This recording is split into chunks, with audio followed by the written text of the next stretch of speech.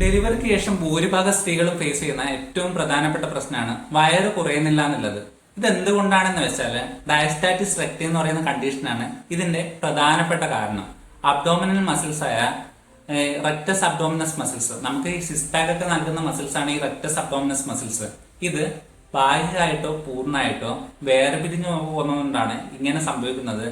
ഇതെങ്ങനെ ഉണ്ടാവുമെന്ന് വെച്ചാല് ഈ കുഞ്ഞ് വളരുമ്പോൾ ഗർഭപാത്രത്തിന് കൂടുതൽ സ്ഥലം ആവശ്യമായിട്ട് വരും. അന്നേരം ഇത് അടിവയറ്റിലുള്ള പേശികളെ കൂടുതൽ തള്ളുന്നതുകൊണ്ടാണ് ഇത്തരം അവസ്ഥ ഉണ്ടാവുന്നത്.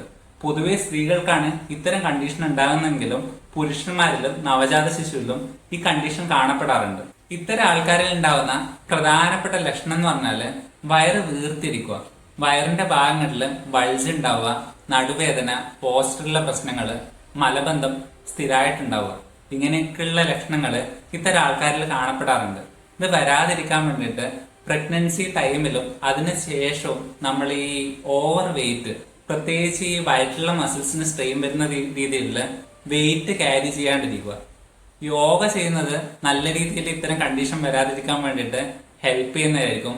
പിന്നെ ഇരിക്കുമ്പോൾ ബാക്ക് സപ്പോർട്ട് കൊടുത്തിട്ട് ഇരിക്കുക, അതായത് തലേണയോ അല്ലെങ്കിൽ തുണി മടക്കി വെച്ചിട്ടോ അങ്ങനെയൊക്കെ ഇരിക്കുന്നതായിരിക്കും അബ്ഡോമിനൽ മസിൽസിന് നല്ലതായിട്ട് വർക്ക് ചെയ്യുക.